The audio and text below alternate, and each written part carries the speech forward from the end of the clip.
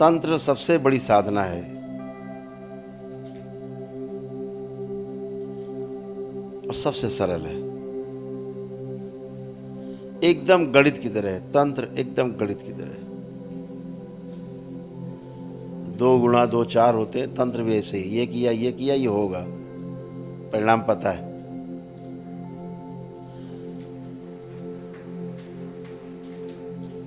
तंत्र एक ऐसी व्यवस्था है, पता है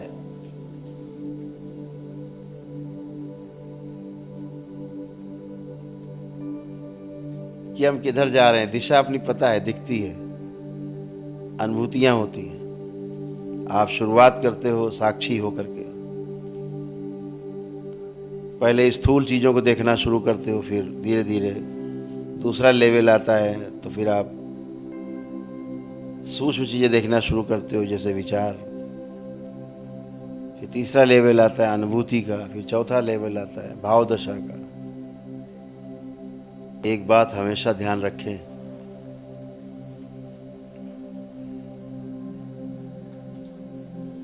ये सृष्टि की व्यवस्था है।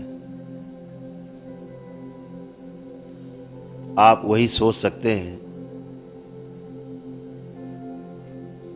जो वाकई में आप कर भी सकते हैं।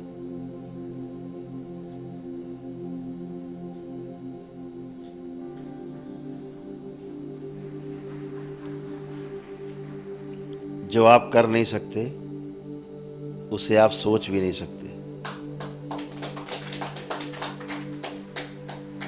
यही व्यवस्था है प्रकृति की, सृष्टि की।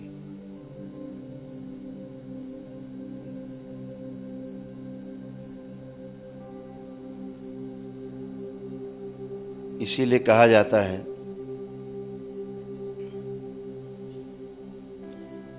कि इस पूरे अस्तित्व में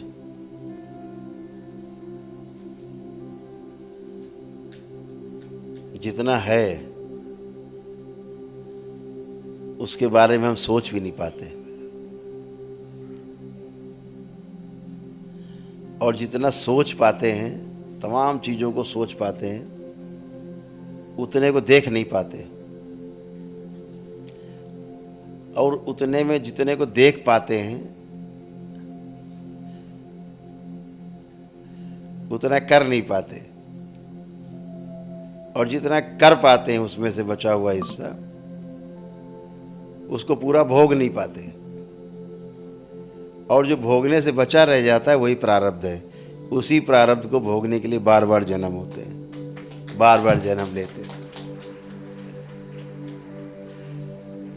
तो इस बार कुछ ऐसा करना है दोबारा भोगने ना आना पड़े।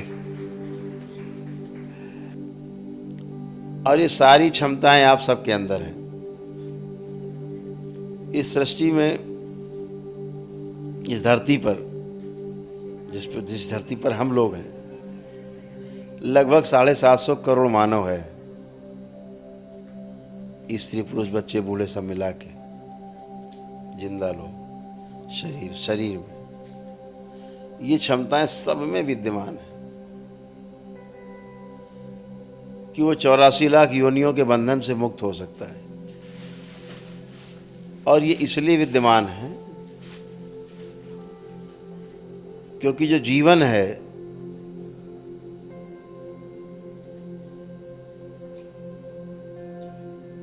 सबका एक समान है। बच्चा हो, बूढ़ा हो, बुजुर्ग हो, महिला हो, पुरुष हो, कोई फर्क नहीं पड़ता। इसका कोई फर्क नहीं पड़ता।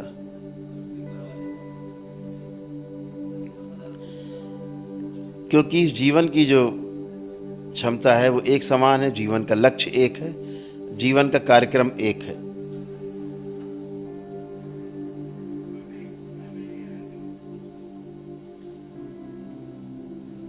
तो जीवन का गोल एक होने के कारण जब हम जीवन के आधार पर एक दूसरे को देखते हैं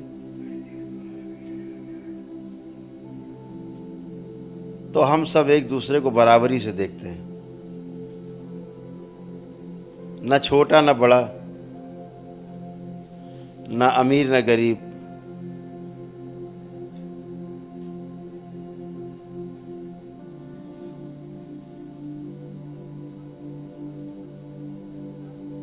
ना कोई पद में छोटा ना कोई पद में बड़ा, ना उम्र में छोटा ना उम्र में बड़ा, ना धन से छोटा बड़ा, ना बल से छोटा बड़ा, ना बुद्धि से छोटा बड़ा। जब जीवन के रूप में देखते हैं एक दूसरे को, सब एक जैसे अपने जैसे दिखाई पड़ते हैं, और जब रूप के आधार पर देखते हैं तो लोग छोटे बड़े दिखाई देते हैं। स्वाभाविक है। ये जो शरीर का बंधन है,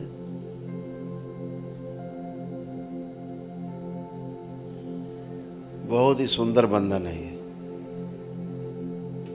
अगर समझदारी से प्रयोग करें इस बंधन का तो मुक्ति,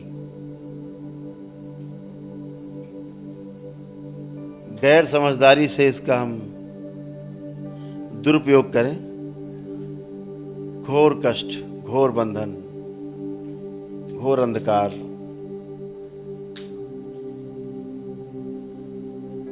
एक अवसर आपने पाया है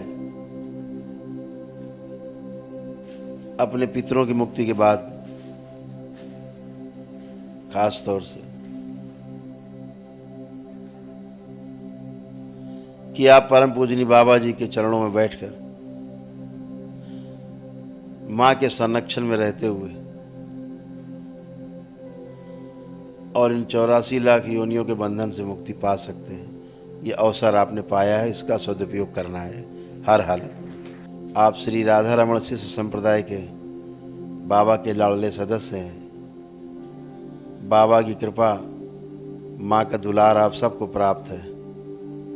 दुनिया की कोई ताकत आपको हिला नहीं सकती, डिगा नहीं सकती, कुछ बिगाड़ नहीं सकती आपका, बशर्ते हम भी इसी प्रकार बने रहें कि हमें भी किसी का नुकसान नहीं करना है। तो इन सब का सदुपयोग करना है, हृदय से आभार व्यक्त करना है उन सभी महान शक्तियों का, उन सभी महागुरुओं का जो कभी शरीर में रहे हैं और आज भी बड़ी आशा के साथ आप सबको देख रहे हैं।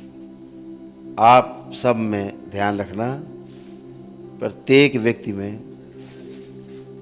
पूर्ण गुरु होने की संभावनाएं व्याप्त हैं, सभी में।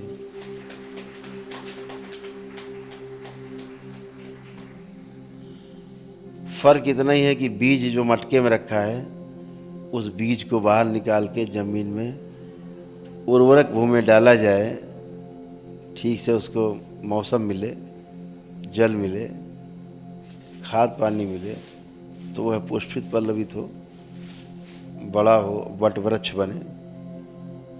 सब में संभावनाएं व्याप्त हैं। अभी आप केवल बीज हो, वट वृक्ष बनना है, वे संभावनाएं आप सभी में व्याप्त हैं। मन छोटा नहीं करना, अपने आप को बाबा के भक्त के रूप से आप शिष्य में कन्वर्ट हुए हैं, और बाबा का शिष्य इस धरती पे सबसे मजबूत व्यक्ति है, ये हमेशा ध्यान रखना। कल्पना करो और सब चीज़ें सामने। धैर्य आवश्यक है और विश्वास अडिग रहे आपका। कुछ भी असंभव नहीं है, सब संभव है।